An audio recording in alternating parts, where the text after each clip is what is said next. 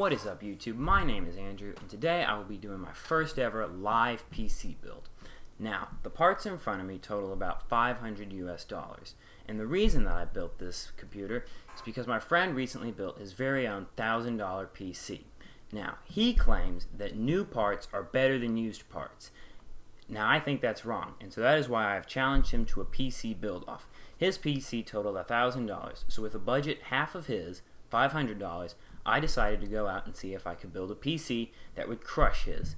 His PC is equipped with a Ryzen 3 1300X processor along with an Nvidia GTX 1050 Ti.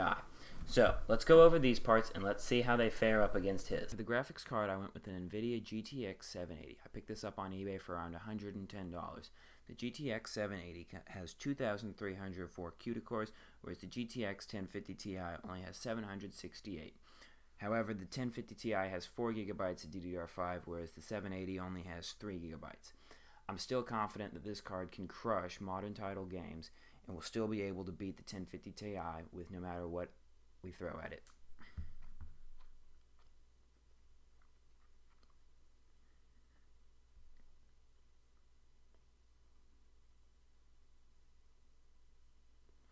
Now, the most important part of any build is the CPU.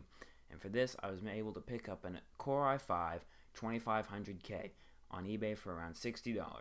Now, the previous owner says that this chip hit 5.1 gigahertz. Unfortunately, this motherboard is not that good for overclocking, so I doubt I will be able to get anywhere near that. The next two parts we have on this list are the 2 sticks of Corsair Vengance RAM. These are DDR3, they're running at 1866 megahertz. Managed to pick these up for $10 a piece, so a total of $20, free shipping again. I'm confident that the DDR3 will still be able to handle whatever we throw at it. Now, since we do have an overclockable Core i5 2500K, we will need a liquid cooler if we wish to get anywhere near 5 gigahertz. So for this, I've gone with the Corsair H100i V2. 240mm radiator, capable of cooling pretty much anything you want. The hard drive, I went with a 1 terabyte Western Digital Black. It's not the fastest hard drive, but it gets the job done, and at only $28, what can you complain about? Now, for the power supply, I would not like going with a used power supply, so I went with a brand new Corsair CX 750 watt power supply.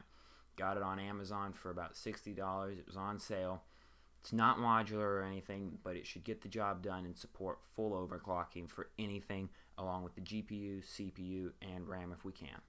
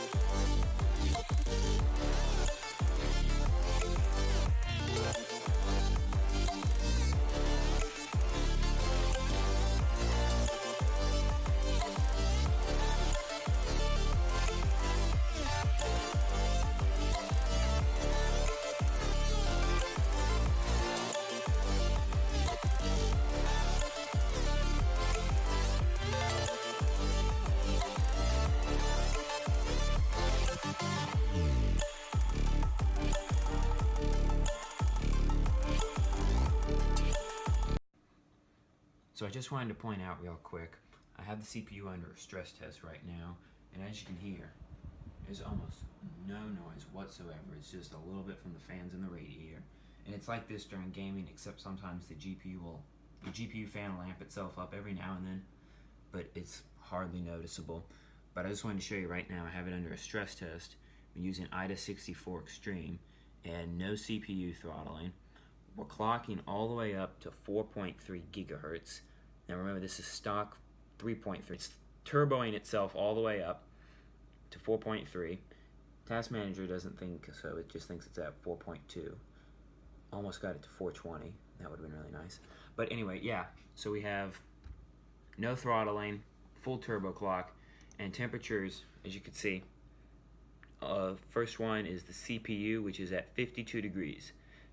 And everything else is way below that. So the radiator, Corsair H100i V2, doing its job, keeping that CPU nice and cool. Would like to overclock it a little bit. However, after reading on the forums about this motherboard, it seems a little sketchy. People are talking about how you can barely get 4.5 out of it without overvolting it and causing a lot of problems with the VRMs. And since we're already at 4.3, I really don't see a reason to try and risk that. So, just wanted to show you that. Overall, I was very impressed with how well the Dominator did in modern titles with ultra or very high settings at 1080p, especially with how well it did in comparison to the $1,000 PC. Unfortunately, I do not have that many good benchmarking games, but hopefully as the channel grows, I will be able to improve my benchmarking library. So thank you so much for watching. If you liked the video, then don't forget to smash that like button and subscribe to the channel for more content. Hopefully with your support, I will be able to have a video for a custom Christmas PC in the coming months. Thanks again for watching.